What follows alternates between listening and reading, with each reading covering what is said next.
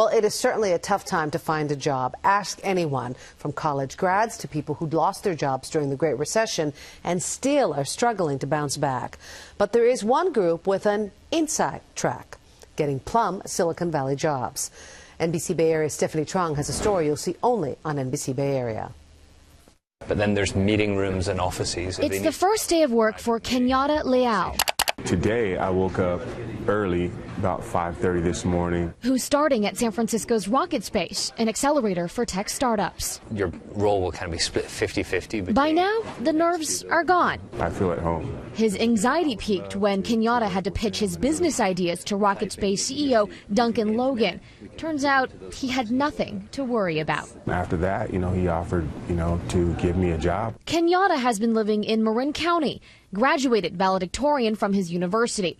Sounds like he was bound for success, right? When he actually offered me the job while I was still in prison. Marin County, as in San Quentin Prison, valedictorian from his prison university program. It's not every interview you're like, when can you start? And he says, as soon as I get released. In 1991, Kenyatta got locked up for armed robbery, released a few years later, only to go back when police found him with a gun in his car. And that served as my third strike, and it landed me in prison for 25 to life. Corralled into stalls fortified by metal bars, this was his home for 19 years, until The Last Mile, a program pioneered by venture capitalist couple Chris Rudlitz and Beverly Parenti. We're going to break into two groups. But why? The seed was planted in Chris when he was invited to speak at San Quentin. The trip piqued his interest, and so began the research.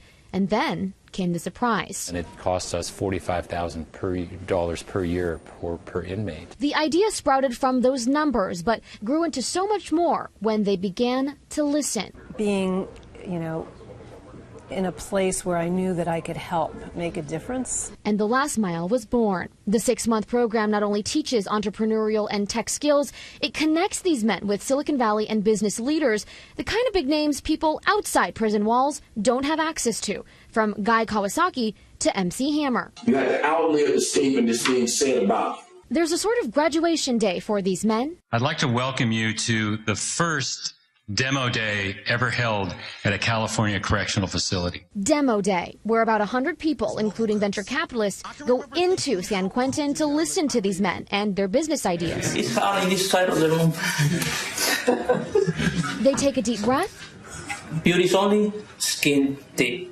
And begin their pitches. The quality of the pitches was as good, if not better, as many of the pitches you'll see around the valley.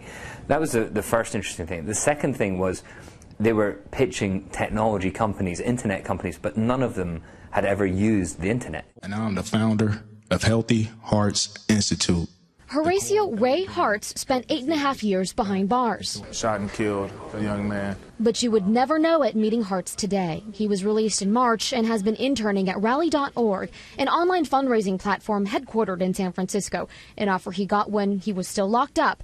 This month, he turned that internship into a job. Being focused and really rebuilding my life and learning from my bad choices. These men have grown leaps, bounds. But why not hire people fresh out of college with no criminal history? I think we've got a lot to learn from Kenyatta.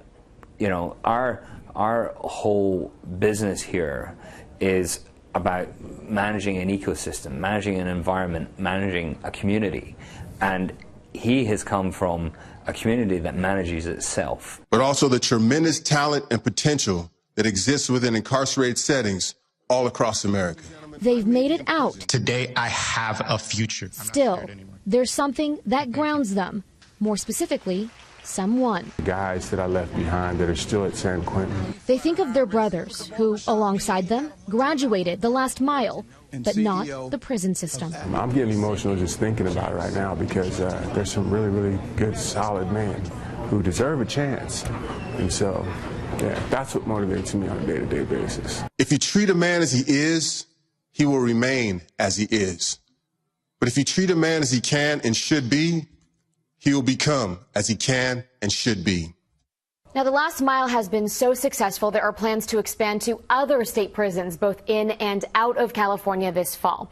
As for the guys at San Quentin, we just learned a 5th graduate of the program is set to walk free this week. And there's already progress on getting his first internship at a Silicon Valley startup. Stephanie Trong, NBC Bay Area News.